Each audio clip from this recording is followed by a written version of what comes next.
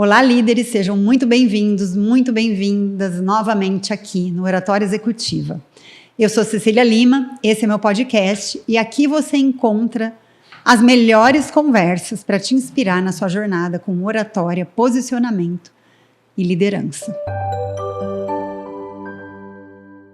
Hoje eu estou aqui com uma pessoa que é muito famosa para mim, que eu ouço falar dela há 11 anos, porque eu presto serviço na empresa na qual hoje ela é diretora de recursos humanos, e não teve uma vez nesse tempo todo que eu entrei na empresa e não ouvi o nome dela. Então, eu tinha muita curiosidade para conhecê-la e tive a oportunidade de interagir de maneira virtual com ela esse ano e hoje, e a ousadia de convidá-la para vir aqui, e ela aceitou.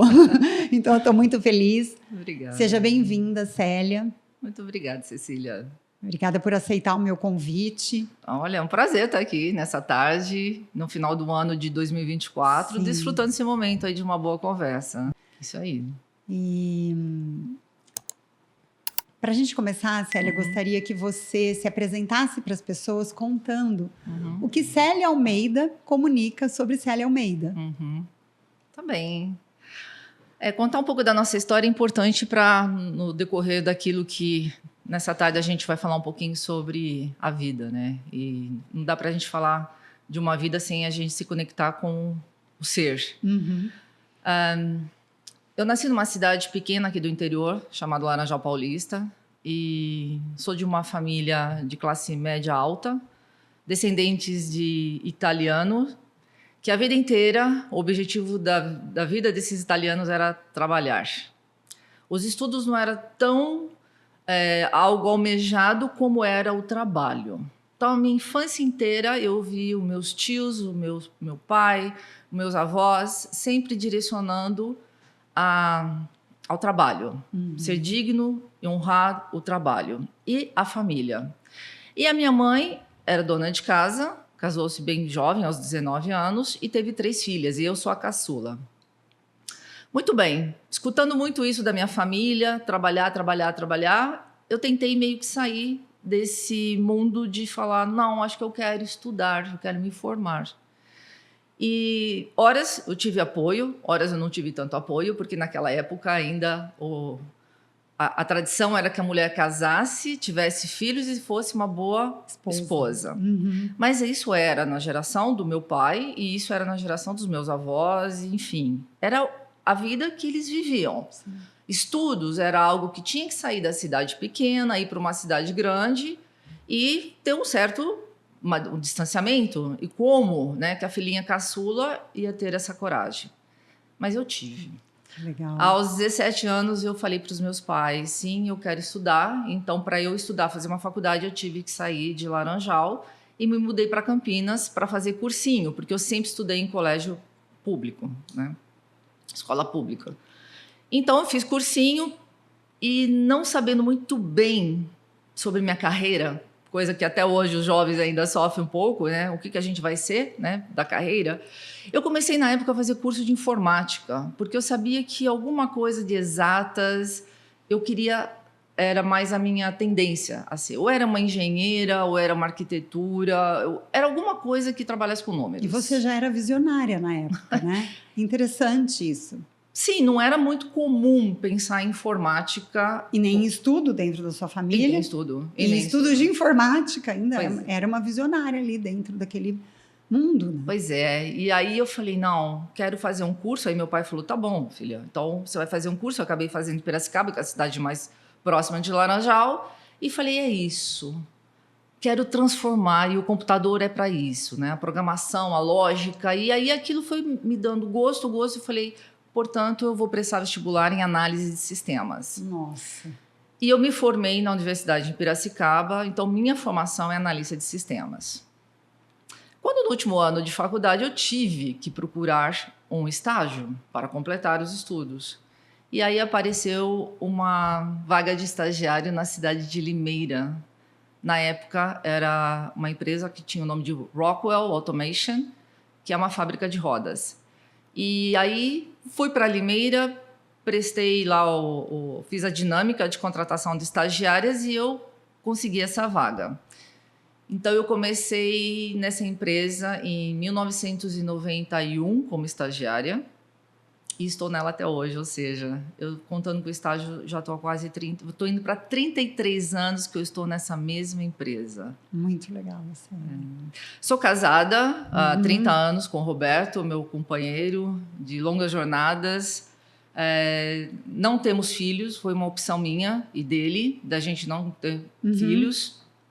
Mas eu digo que filhos do ventre não tive, mas em compensação sou uma apaixonada para cuidar de jovens, gosto muito disso. Que eu tento fazer um pouco aquilo que a Célia, lá de 17 anos, buscava esses recursos, mas na época não tinha. Pense que não havia internet, os estudos ainda eram em livros, se a gente quisesse pesquisar alguma coisa, eram jornais, era um mundo diferente.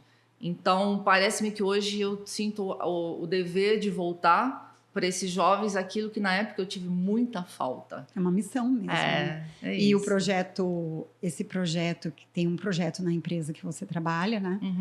Que é de desenvolvimento de jovens, que eu já tive contato e é fantástico.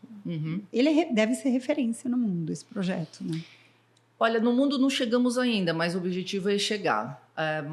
Brasil, sim. Brasil, sim, porque nesse grupo que eu trabalho, no grupo IOSP, nós temos uma fundação que chama Fundação IOSP.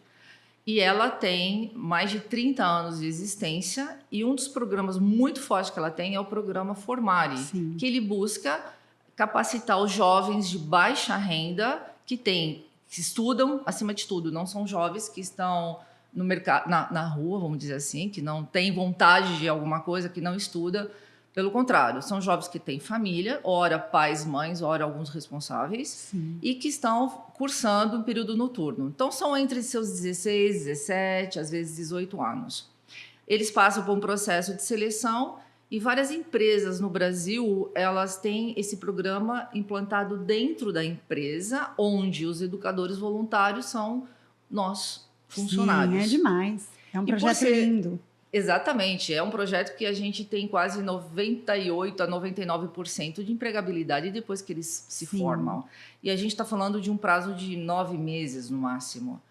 E quando a gente plantou isso aqui na empresa que eu trabalho, na unidade de Limeira, 1 ano ou 2 depois, eu fui convidada a ser diretora da fundação. Então, além do... Eu não sabia que você tinha tido essa experiência. Sim, ainda continuo. E aí, acho que a maior experiência que eu tive, agora eu vou explicar porque ainda não é do mundo, é que a gente conseguiu levar o Formare para o México, quase 11 anos atrás. E imagina você levar um programa que ele tinha toda uma característica, um modelo do Brasil, baseado na educação, né, que era o currículo do Brasil, e você exporta isso. E a gente conseguiu. Gestores que já deixaram a empresa contribuíram muito para isso acontecer.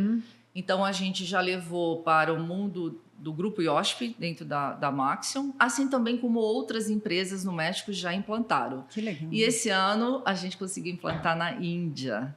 Então, nós vamos, se Deus quiser... Em lugares bem estratégicos. Exato. Né? De bastante necessidade. Esse é o ponto.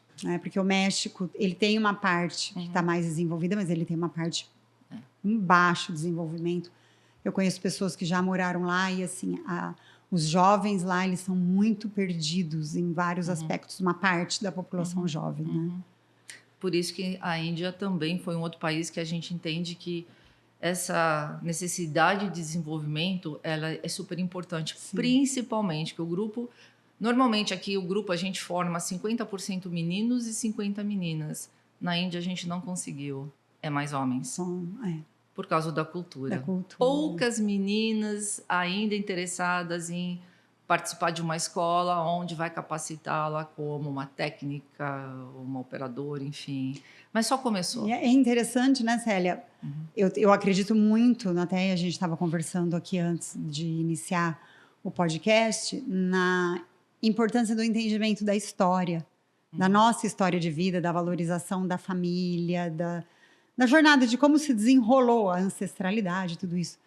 Porque é interessante como você resgata a menina que queria, que tinha o desejo de estudar, de sair daquele ambiente. Hoje você tem essa oportunidade de fazer parte, né, desse projeto que é tão maravilhoso, ajudando meninas também, né? Com aqueles mesmos brilhos que talvez despertar o brilho nos olhos, como acredito tenha despertado no seu lá atrás, né? Por isso que não dá para desvincular o profissional que hoje, aonde eu cheguei, com aquela adolescente que tinha um sonho e muitos caminhos foram percorridos, mas com muita ajuda. Sim. Muita ajuda. É o tempo todo, dentro da organização, fora, com a família, com o marido, no relacionamento, com pessoas que a gente não consegue nem imaginar que podem nos ajudar, mas a gente busca, porque a gente tem que externar esse desejo de alguma coisa, eu tenho um sonho. Como que eu posso realizar? Sim. E o Formare, ele traz muito isso para mim, que cada vez que a gente conversa com os adolescentes, eu vejo no olhar deles aquele medinho que eu tinha. Para onde que eu vou? Como trabalhar numa organização? E, aliás, eu vejo muito isso nas meninas que hoje entram lá, estagiárias, ou que têm poucos anos de empresa, e fala, tá aí, olha onde a Célia chegou. Como fez você chegar, Célia, num cargo de diretoria, quando o ambiente é muito mais formado por homens do que mulheres? Sim. É porque você não teve filho? É porque você se posiciona igual um homem? É porque, eu digo, não tem muita mágica. Eu acho que está aqui dentro. Está aqui dentro. O fato de uma mulher não ter filho não significa que ela vai ser melhor sucedida do que aquela que tem 3 crianças. Eu acho que a gente tem que entender que a rede que está ali ao nosso redor é o que faz a gente conseguir ir para cima ou não. Jamais um filho vai impedir você de ser uma pessoa bem-sucedida. Tem grandes exemplos no mercado, CEOs, de mulheres que têm filhos. Eu tenho uma filha, né? E no meu caso, o que aconteceu? Eu tinha essa percepção, porque eu tive minha filha com 45 anos. Então, já tinha uma carreira estabelecida, já tinha clientes, já tinha um trabalho. E, ao mesmo tempo que eu queria muito, eu falava, como que vai ser? Como que vai ser depois? Como que eu vou trabalhar? Como que eu vou fazer as coisas que eu gosto de fazer, atingir os meus objetivos? E o que aconteceu? Uma coisa muito curiosa, né? Como isso que você está falando é verdadeiro. Depois que minha filha nasceu, eu trabalho metade do tempo, porque eu decidi, é uma opção minha, eu fico com ela metade do período. Mas nesse tempo que eu trabalho, eu produzo, acho que 3 vezes mais do que eu produzia antes. É isso. Me tornou mais criativa, mais eficiente. Então, acredito que não tem. As jornadas são particulares de cada uma, mas é isso, é o seu interesse em buscar informações e alternativas, apoio, ajuda das pessoas, né? Sempre, a gente não vive sozinho. E isso se conecta à mulher como mãe, à mulher dentro de uma empresa, porque tudo está ligado ao que a gente pensa, como que a gente pode se envolver, qual o grau de compromisso que a gente tem e, junto a ele, qual é o sacrifício que a gente vai ter. Porque do mesmo momento que você está deixando um filho na escola e ir para o trabalho, tem o sacrifício do teu filho estar ali aos cuidados de um profissional. Quando você está dentro da empresa, você tem o seu compromisso na entrega daquilo que você tem que fazer, com o sacrifício de que, puxa, alguma viagem eu vou ter que fazer que vai atrapalhar a família, ou eu não vou fazer tal viagem aqui, ou um curso esse período, porque é a formatura do meu filho e da minha filha. Eu acho que tudo isso faz a gente também ter o equilíbrio. Por isso que eu digo que não é o filho que impede o teu crescimento, mas a maneira que você está assimilando o seu posicionamento diante da tua escolha de ser ou não ser mãe, de trabalhar em grandes organizações ou não, de ser autônomo, tudo é uma questão de escolha, mas sempre tem os ganhos e as perdas, os prós e os contras. Então, o sacrifício, ele vem em qualquer processo, em qualquer um que a gente queira, em qualquer um. Uma vez eu ouvi uma frase que nada do que a gente vai construir de muito significativo vai ser fácil. Não vai dar trabalho, não que vai ser difícil, mas assim, não vai dar trabalho. Então, os grandes feitos que a gente tem na vida, e aí, por exemplo, tocar um projeto como o Formare é um grande feito. Criar um filho é um grande feito. Escrever um livro é um grande feito que vai ajudar muitas pessoas, né? Tudo que a gente vai fazer, que vai ser muito significativo para o mundo, vai demandar da gente escolhas, trabalho, firmeza, resiliência. Pois é. É, Muita dedicação. muita dedicação, exatamente. Eu acho que é isso que a gente tem que sempre estar pensando, né? Não... eu, por exemplo, eu disse que eu tenho 31 anos de empresa.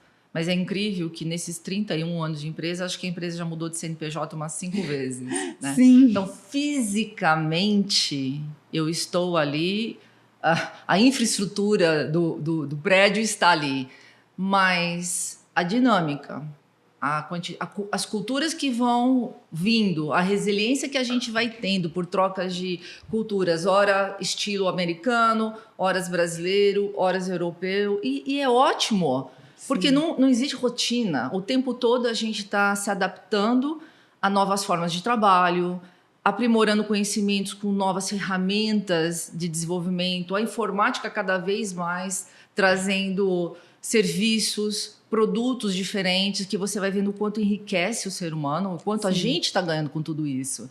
E a forma que a gente está usando essa tecnologia. Então, o dinamismo, ele é no mais alto nível. Isso traz flexibilidade, né, para a cabeça. Muito. Né? Adaptação. Para você, assim, então hoje... E a flexibilidade é uma das coisas que eu... É uma bandeira que eu defendo. Porque quando você é flexível, você tem a capacidade de se adaptar, mas também isso é um impacto muito grande na comunicação e na liderança. Porque eu tenho a habilidade de mudar de acordo com a pessoa que está me ouvindo, né? Então, é fantástico.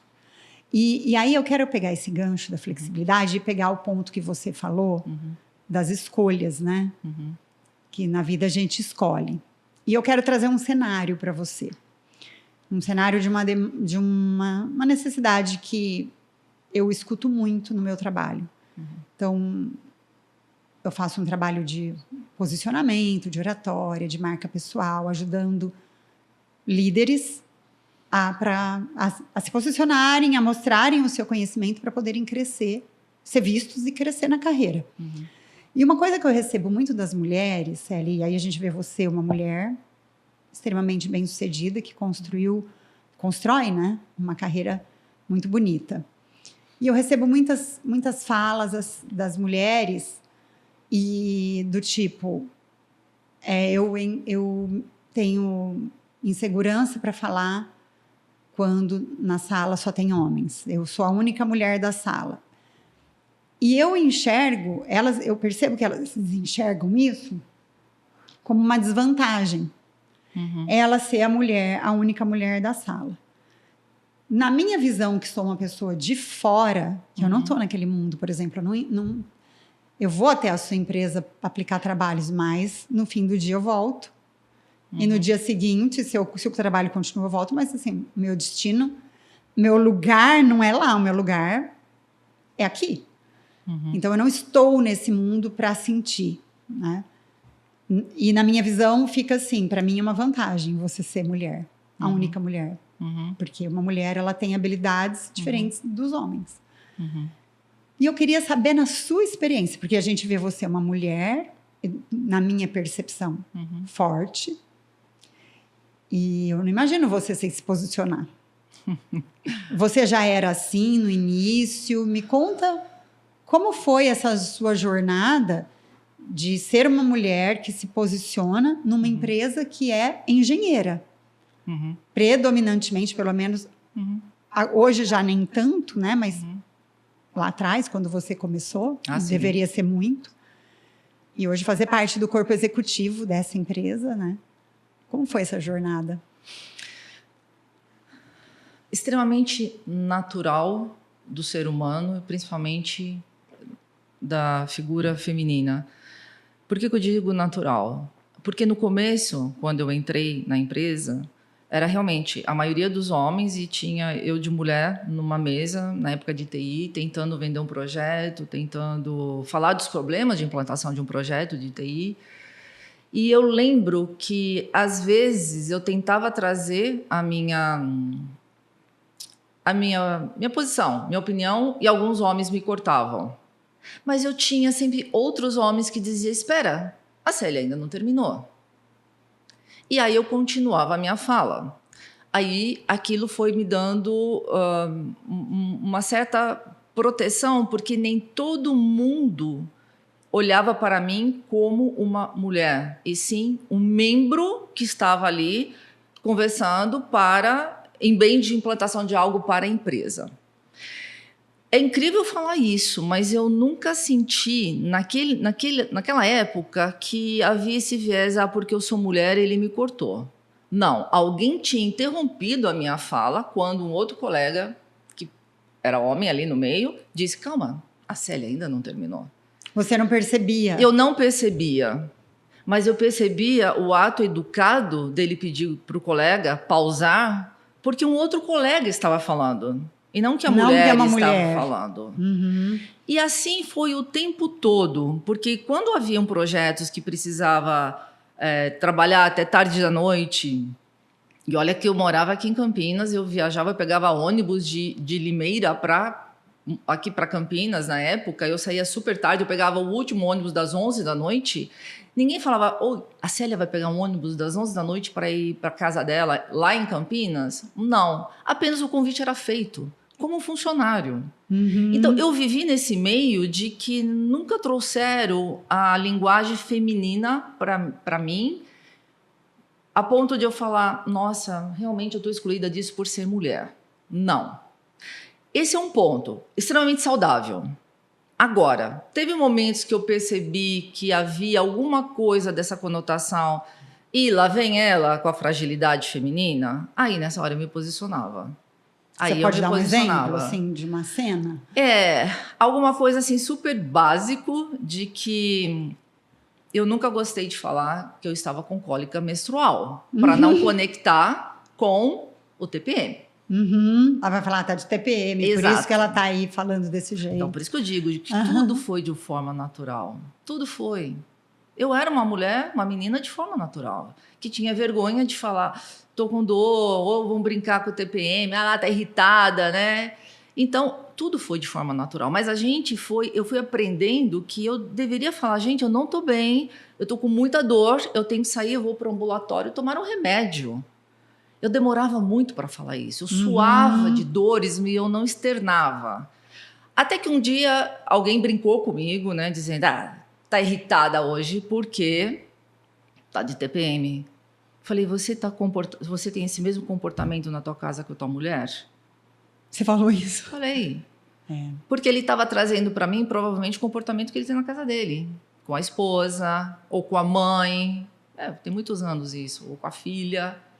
Eu disse, cuidado com os padrões que a gente anda repetindo em todos os lugares. Você não falou do machismo, Não, né? eu falei do comportamento. Uhum. Porque eu sempre observei as pessoas, Cecília, eu nunca me pus como vítima de nenhuma circunstância, mas sim como membro que está ali participando de uma roda de conversas. E se eu estou presente naquela sala, é para quê? Para que eu tenha contribuição. Senão eu não sou importante para ir naquela sala. Sim. Me deixa na minha mesa de trabalho executando outras tarefas. A partir do momento que alguém me convida para fazer parte, é porque minha voz espera ser ouvida. Minhas ideias manifestadas, minhas opiniões externadas, eu acho que é isso que tem que ser. Então, a figura de eu me sinto a única mulher, eu acho que nós temos que tirar um pouquinho. Se posicione sem o gênero feminino, masculino ou neutro. Se posicione como ser humano que está contribuindo com a sua opinião, com a educação, com respeito de quando um termina de falar, você pode. Eu levanto muito a mão. Eu já estou dando sinal que eu gostaria de falar. Uhum. Então, eu acho que isso é um pouco da forma da educação, da cultura que a gente tem. E isso influencia, Cecília. Muito. Porque quando você se posiciona dessa maneira, aquele cara ou aquela menina que cortou os outros de falar, eles começam a falar, não foi legal o meu posicionamento. Eles começam a pensar no comportamento deles. Começa. Né? Porque, no fundo, uma empresa ela é constituída de pessoas e não do gênero, sim, da raça. Se tem capacidade, se tem alguma descapacitação física ou não. A empresa é feita de gente. Então, todo mundo tem que ser tratado igual. As responsabilidades vão diferenciar pelo cargo que você ocupa, mas o tratamento, ele tem que ser igualitário. E aí que eu percebo, Célia, não sei se você concorda comigo. Então, que é uma questão de escolha. Porque eu posso escolher pensar, e o pensamento ele é uma escolha, né? O que eu vejo é uma escolha. E o pensamento também. Então, ou eu escolho pensar que aqui tem muito homem e me cortou, quando ele te cortou. Eu escolho pensar que ele me cortou porque eu sou mulher. Ou eu escolho pensar que ele me cortou porque ele ainda não entende as regras de etiqueta, de educação, dentro de uma reunião. É mais isso. É uma escolha É. que direciona todo o posicionamento. Faz sentido? Porque se eu opto pelo primeiro, então eu escolho pensar que ele fez isso porque eu sou mulher. Eu vou pensar nisso, que emoção vai decorrer desse pensamento? Eu sou a única mulher, que raiva, estão fazendo isso comigo. E aí eu começo a me abaixar na cadeira, me fechar. E aí a minha voz vai sair baixinha. E aí eu vou olhar para baixo. E aí a minha voz, daquele jeito, as pessoas não vão ouvir mesmo. Aí vão passar por cima, porque não é porque eles são, às vezes, mal educados, é porque você não achou o espaço da fala. Você não ganhou o espaço da fala. E aí a gente pega, analisando a sua comunicação. Você tem uma comunicação, uma voz forte, assim. E você já tinha essa voz forte desde o começo? Eu repito para conectar. Tudo de uma forma natural. Eu fui tendo treinamentos de oratória. Eu fui observando as pessoas.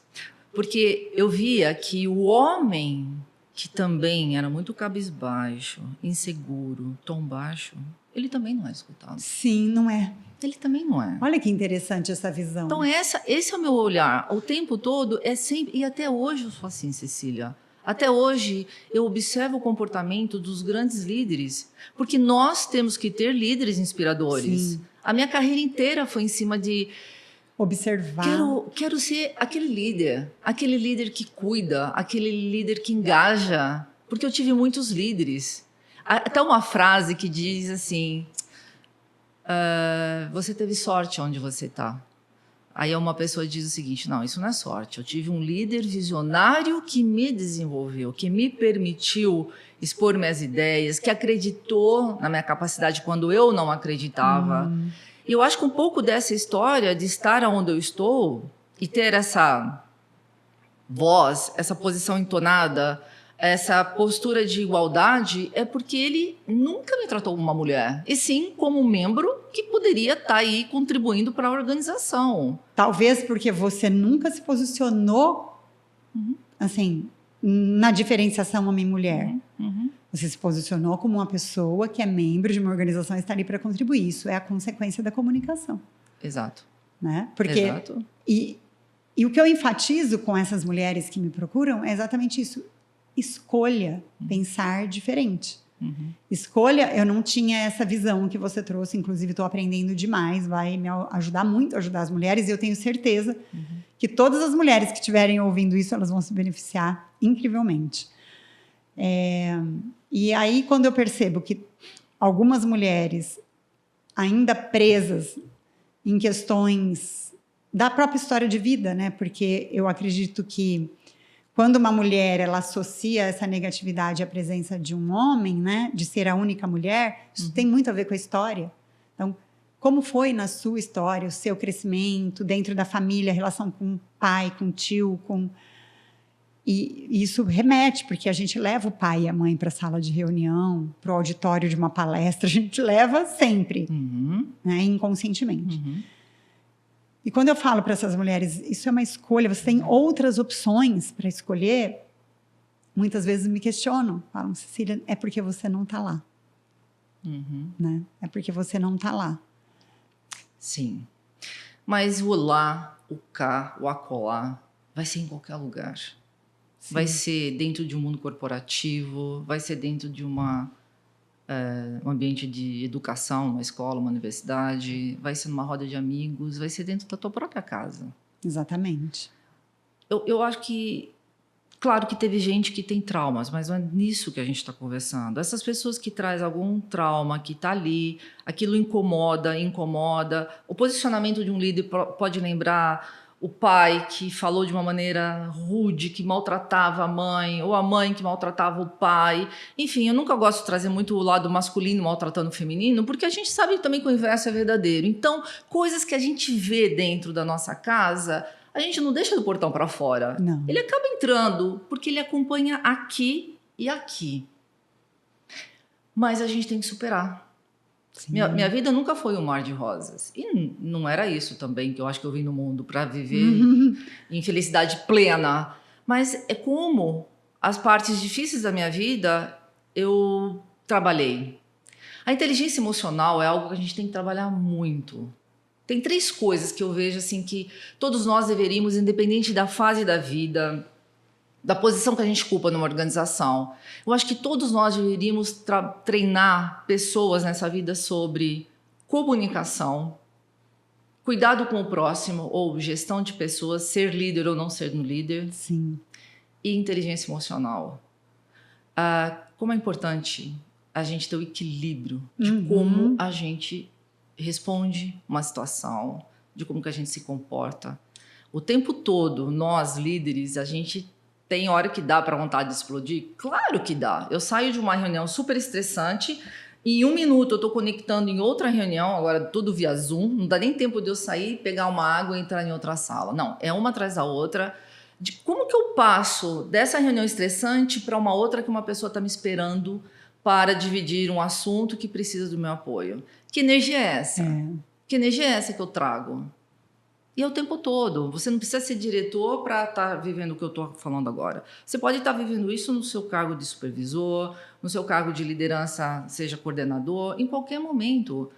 Esse tipo de posicionamento, ele tem que ser em todos os níveis. Como que eu reajo em frente a um problema que a gente está enfrentando? E tirar um pouco isso desses vieses, consciente ou inconsciente, de que, não, eu já vivi isso, eu não suporto. Então, não é no ambiente que você vai resolver. Talvez é um auxílio de uma colega que você confia, que vai te dar um apoio. É um profissional do mercado. É um livro que você lê. Olha que interessante. Faz 7 meses que eu acabei de assumir a responsabilidade de uma área que eu tinha um gerente, agora eu não tenho mais. Eu estou com uma equipe nova, diretamente comigo. Eu pensei... Eu era diretor direto, agora eu estou um líder direto dessa equipe, constituído de 13 pessoas. Eu estou lendo um livro quando eu me tornei uma supervisora. Chama O Monge e o Executivo. Nossa, maravilhoso. Esse livro é antiquíssimo. Pois eu fui lá, na minha mini biblioteca, na minha casa. Falei, é isso que eu vou ler. Sim. Eu preciso me restabelecer comigo depois de tantos anos de liderança. De liderando negócios, né? Exatamente, porque eu vou liderar um grupo de pessoas que há tempo eu não sou a líder direta. Havia um gerente entre essa equipe e eu. Mas agora eu estou direto. Eu tive essa cautela de ler e reaprender, talvez, com algumas virtudes que são mencionadas ali dentro, sobre respeito, responsabilidade, gestão de pessoas. Eu falei, porque uma coisa é a gente ser líder de várias pessoas e você já conhece estilos e tudo mais, mas quando você não conhece, eu acho que é obrigação da gente pausar, refletir. Será que tudo que eu estou fazendo está indo bem? Será que esse grupo de pessoas eu vou ter uma geração diferente que eu nunca trabalhei? E como que eu vou empolgar, desafiar, mostrar que eu quero cuidar, eu quero servir. Né? O ato de servir é todo esse cuidado que eu acabei de falar. Eu falei, eu preciso ler. Então, nem tudo é um psicólogo, nem tudo é uma terapia. Por isso que eu dei o exemplo do livro, tá bem? E isso daí é uma coisa, Célia, que eu tenho uma metodologia de o meu método de desenvolvimento, ele tem 3 pilares que sustentam. O primeiro é o autoconhecimento para liderar, que traz a autoconfiança, né? Então, essa é a base. Depois é a mentalidade. E eu elenquei 20 características e atitudes de liderança, líderes que têm uma mentalidade executiva mesmo, de crescimento. Quando eu chamo executiva, é assim, de crescer mesmo. E uma delas é a abertura ao conhecimento. É você estar constantemente aprendendo e reaprendendo. Abertura, sair daquele lugar. Não, eu sou uma diretora, já faço. Pegar o pipeline de liderança. Eu já sou líder de negócios, né? Eu vou fazer líder de pessoas de novo? Olha só, isso daí é incrível. Porque o líder que tem essa abertura de... Não, eu preciso estudar coisas que eu já estudei. É muito grandioso isso, né? E isso que você falou em relação às mulheres, né? Leituras podem ajudar a deixar os problemas para trás e mudar, porque isso muda o posicionamento. Olhar para frente. Olhar para frente. O que passou é um aprendizado. Agora, como que eu vou encarar o que vem? Porque assim, o mundo é dinâmico, tudo. E tá tudo fora do controle, tá? Sim. Vamos lá, pandemia. Quem achava que estava tudo sob controle? Não, nada. A guerra da Ucrânia interfere a gente aqui no nosso negócio, numa cidade pequena lá em Limeira. Mas como? Interfere. Interfere na vida de todo mundo, né? É isso. Então, nada está sob controle. Nada. É como se nós não precisamos ficar estressados esperando o pior acontecer. Pelo contrário, vamos ficar abertos para que sempre o melhor aconteça. Mas quando essas variáveis negativas acontecem, é aí que entra o nosso equilíbrio. É aí que entra a história do passado. É aí que entra a vontade de fazer a coisa acontecer. Trabalhar em equipe. Não conheço ninguém bem sucedido nessa vida que está sozinho ou esteve sozinho. Não conheço. Não conheço. Se um dia tiver, vai ser um prazer conhecer. Eu quero saber dessa história. Mas eu não conheço ninguém, porque tudo é um par de mãos te ajudando. Sim. E se me permite, tem uma história muito interessante do livro do Monge Executivo, que fala muito da ajuda do próximo, que tem tudo a ver com essa história até um pouco do formar e dessa ajuda que meus líderes deram para mim e dão até hoje, né? Que isso não acaba nunca, isso é uma roda contínua.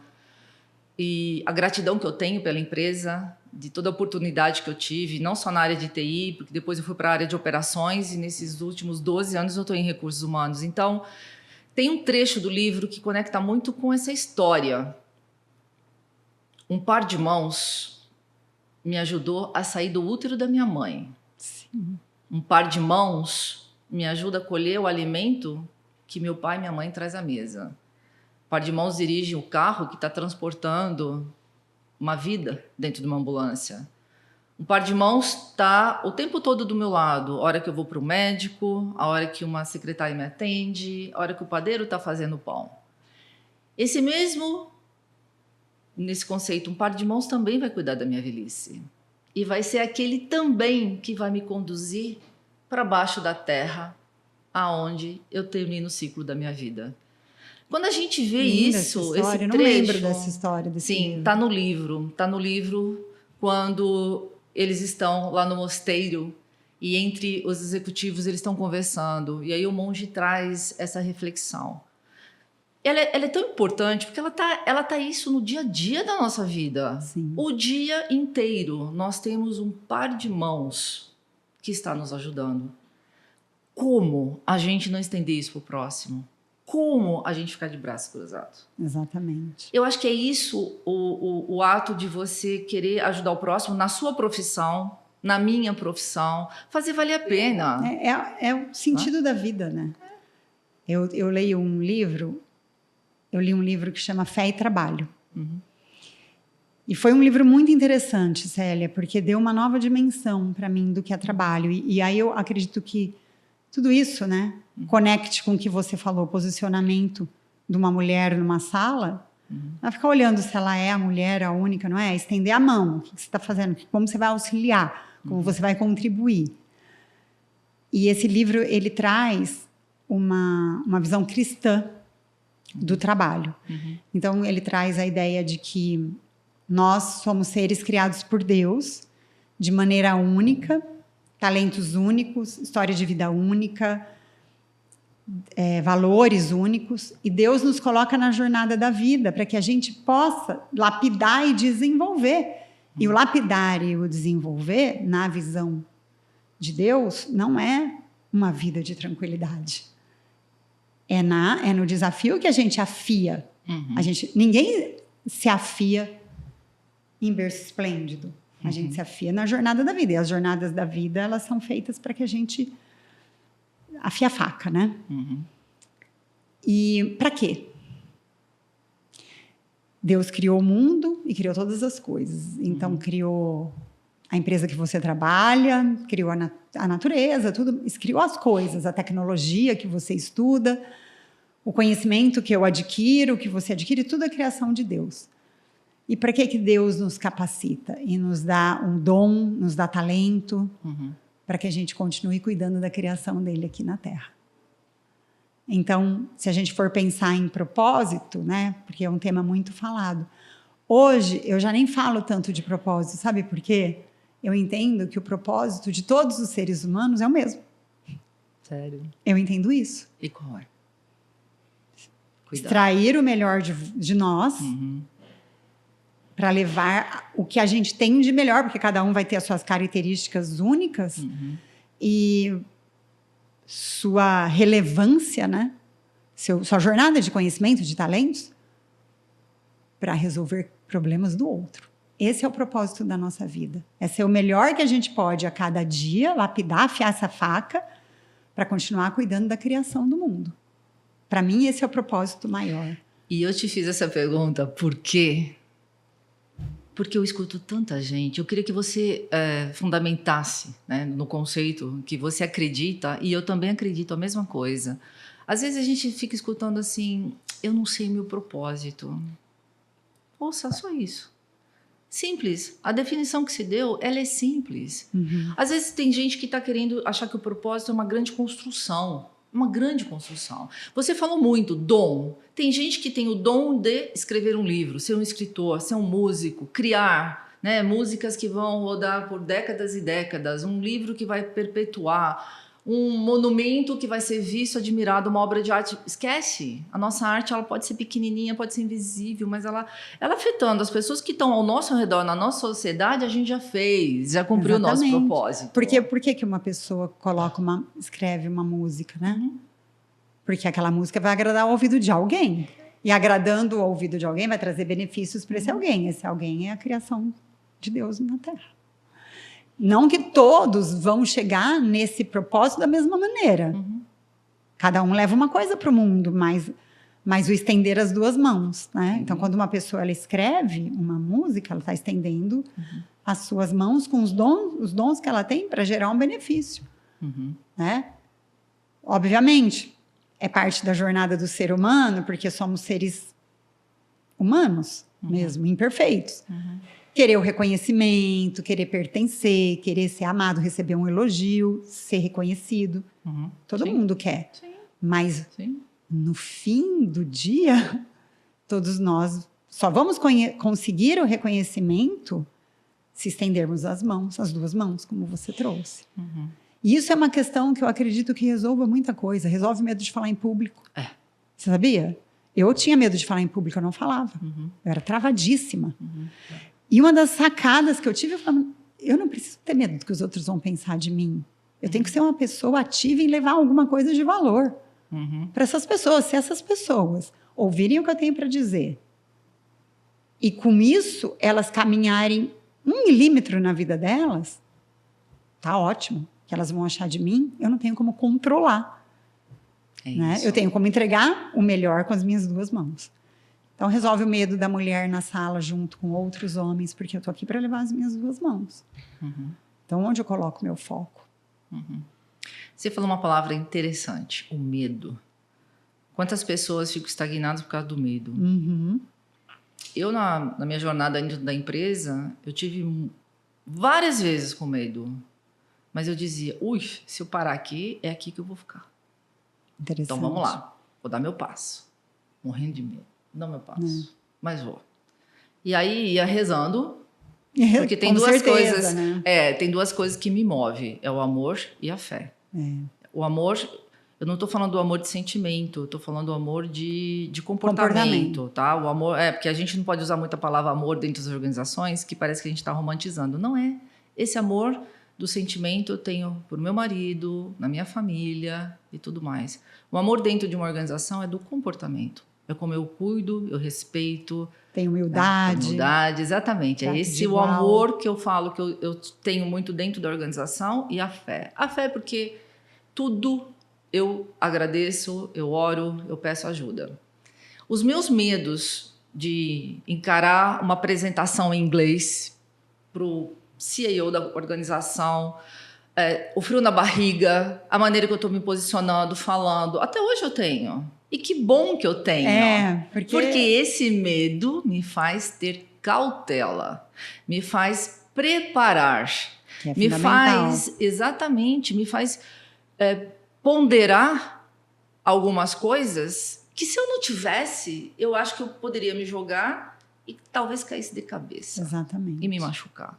Então, quando você diz dos medos, eu acho que é tão bom a gente externar isso aqui. E é tão gostoso você sentir assim, um frio na barriga, porque isso é emoção, é coisa que você está dando valor. Exato. Né? E me preparo. E me preparo para aquele momento. Sim. Me preparo para fazer uma viagem internacional que eu nunca fiz sozinha. Eu não entro no avião sem entender como é que é a conexão. Como é que eu tenho que fazer... Sabe os processos? Sim. Puxa, Célia, você chega lá nos Estados Unidos pela primeira vez, tem uma imigração. Mas que lado eu vou? Siga todo mundo. Todo mundo vai para o mesmo lugar para fazer a imigração. Então, quando você vai se preparando, pede orientação e esse medo vai diminuindo, fazendo com que você se impulsione. O medo, ele é positivo quando ele tem esse olhar. A gente é tão bom. Sim. Esse medo nos impulsiona. Aí se supera. Aí você é uma virada, né? Exato, exato. E Célia, tem um ponto que eu quero trazer. É para a gente ir chegando ao fim da nossa conversa, que tá tão... Eu ficaria conversando com você aqui até amanhã. Que me chama a atenção na sua carreira. Uhum. Que é muito, muito bonito. Assim, você fala muito de grandes líderes que te ajudaram. Uhum. Eu acredito que sim, que eles existam. Mas eu acredito que você tem uma característica que eu quero reforçar aqui, porque eu acho linda e eu acho relevante e pode ajudar muito as pessoas da nossa audiência, que você busca. Uhum. Porque ajuda... Então, vou falar assim, ajuda estava disponível. A ajuda estava disponível para você, estava disponível para talvez seus pares na empresa, mas você foi e buscou ajuda, você se dispôs, você foi lá, observou o líder que você admirava e modelou a fala dele, modelou o jeito que ele fazia. Eu quero ser tão bom quanto esse líder. O que ele faz? Ele faz isso, ele faz isso. O que ele lê? O que ele... E isso, a modelagem, ela está disponível para todo mundo, né? Então, é uma percepção minha. Talvez não seja o que você pensa, mas eu acredito que, sim, as ajudas existiram, mas que muito foi sua busca. Faz sentido isso? Faz sentido e é tudo que eu vivo. Porque, assim, uma coisa é... Quando a gente recebe uma informação fazer sentido e a outra eu praticar ou ter praticado. Então, quando eu respondo faz sentido, é de coração, porque eu vivi. Eu vivi isso. E eu vivo e quero continuar vivendo. Viver o quê? Que eu quero dizer? É que a oportunidade estava ali e não é de movimentação de carreira, tá? Talvez a oportunidade de ser membro de um projeto naquele momento. Tem muita gente que fala assim, mais trabalho para mim? Eu dizia não, mais conhecimento para mim. Eu topo, conta comigo. E aí quando você começa a se expor nesse nível, vou dar um exemplo para materializar. Existe um projeto na empresa que busca a redução da energia elétrica. O que a Célia de TI, ou a Célia que trabalhava em operações, ou a Célia do RH tem a ver com isso? Não tem nada. Mas a minha contribuição de alguém de fora, usando ferramentas de aprendizado, seja ferramenta de qualidade, usar mapeamento de processos, usar a ferramenta Six Sigma, não importa. É uma pessoa que está contribuindo. Então, esse é um exemplo. Opa, conta comigo. Aí eu entro nesse projeto. Quando entra, todo mundo é bem-sucedido, a empresa ganha, ela tem um olhar diferente para aquelas pessoas que aceitam Sim. algo que foge do escopo Sim. dela. Você se desenvolve, aprende. Aprendo. Aí, puxa, daqui 2 anos tem um outro projeto. Lembro, acho que a Célia é uma pessoa que pode contribuir, porque ela gosta de estar pensando alguma coisa diferente. Vamos convidá-la? Vamos convidá-la. A vida inteira foi assim. Olha que interessante. Eu acho A que busca, a gente, né? A busca, porque assim, oferece... E aí vem o O medo. dizer sim, né? Aí eu dizer, não, isso não é para mim. Não, é mais trabalho, eu já tenho tanto para fazer. Caraca, todo mundo tem muito trabalho. A gente todo dia vai para casa e deixa trabalho para trás. Todos os dias. Mas faz parte da forma que eu vejo o mundo diferente. É a hora que eu conheço o business, eu conheço do negócio, eu ouço sobre mercado, eu me conecto com o meu senso de pertencer a uma organização. E aí eu sou do time. Então, alguém pode ter oferecido, mas há muito tempo eu venho dizendo, sim, conta comigo. Sim, eu vou fazer. Sim, eu quero participar. Aí que vem aquilo que a gente começou desde o início, o sacrifício. Exatamente. Tem um sacrifício. Vou estourar no meu tempo, vou acumular serviço. Talvez no domingo à noite eu vou ter que explorar um pouquinho mais para entender quais são as ferramentas de qualidade que eu não uso faz um tempão e eu preciso relembrar. Entendeu? Essa, que no americano fala, o extra mile, a última milha, aquilo que você pode dar um pouco a mais, é o que faz a gente ser notada. Notada. Então, a exposição, ela dá uma visibilidade de sempre as pessoas falarem assim, dá para contar com aquele indivíduo. E aí ela é sempre lembrada. Cecília, não adianta um líder desenvolver uma pessoa que ela não quer ser desenvolvida. E eu conheço muitas pessoas que dizem, está bom onde eu estou. Você é feliz onde está? Sou. Então, ótimo. Faça o seu melhor todos os dias. E ela irá fazer.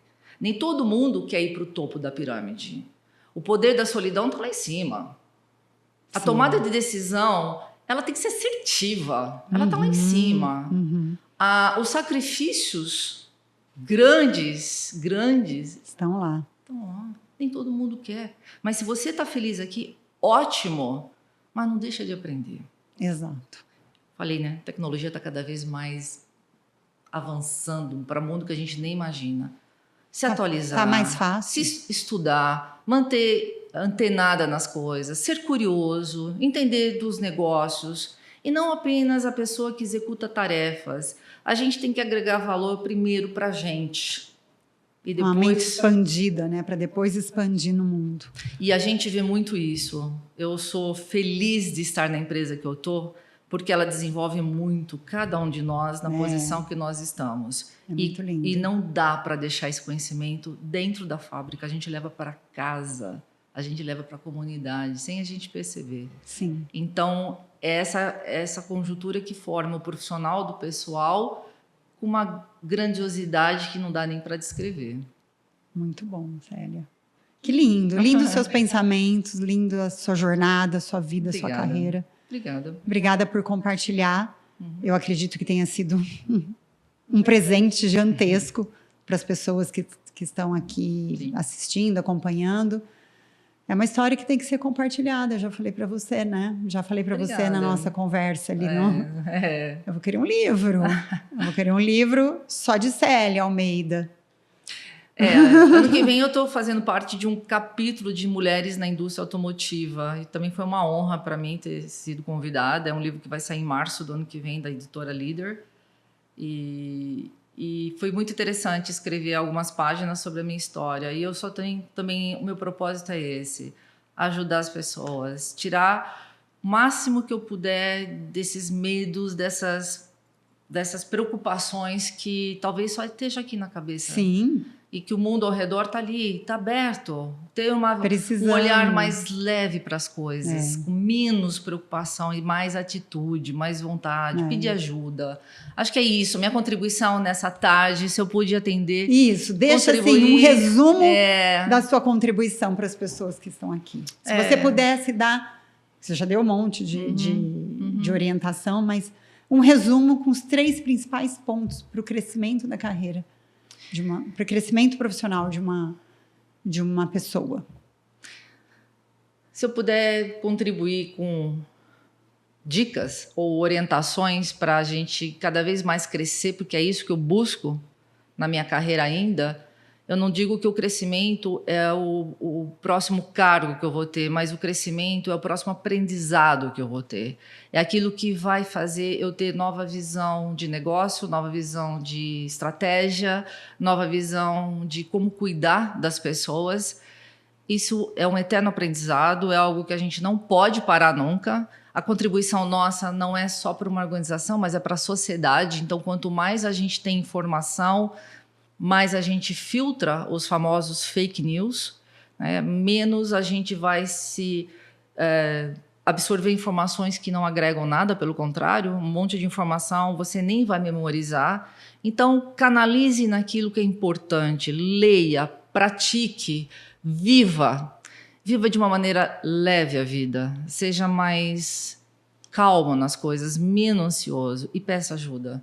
O tempo todo a gente tem que pedir ajuda para o próximo, que ele está ali do nosso lado. Então a gente tem que realmente focar na carreira, externando preocupações, externando os desejos e considere um pouco que o universo está preparando tudo o que tem que ser na hora certa, nem um dia antes e nem um dia depois. E por fim, não deixe de ser mais um par de mãos na sua vida e do próximo. Receba e agradeça cada ajuda que você tiver e estenda suas mãos, porque isso vai fazer diferença na vida de muitas pessoas.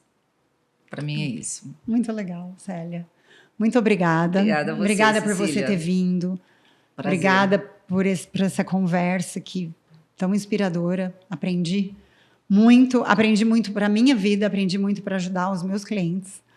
Obrigada. E volte mais vezes, vou te chamar mais vezes. Vai ser um prazer, sinceramente. Muito bom. Obrigada pela tarde. Obrigada a você. Obrigada por esse episódio. E para você que ficou aqui com a gente até agora, o nosso muito obrigada. E compartilhe esse episódio com todas as pessoas que você acredita que vão se beneficiar. E qualquer dúvida ou pergunta direcionada a mim ou direcionada a Célia, coloca aqui embaixo que a gente vai ter a alegria de te responder. Até breve no próximo episódio, porque o seu melhor está por vir.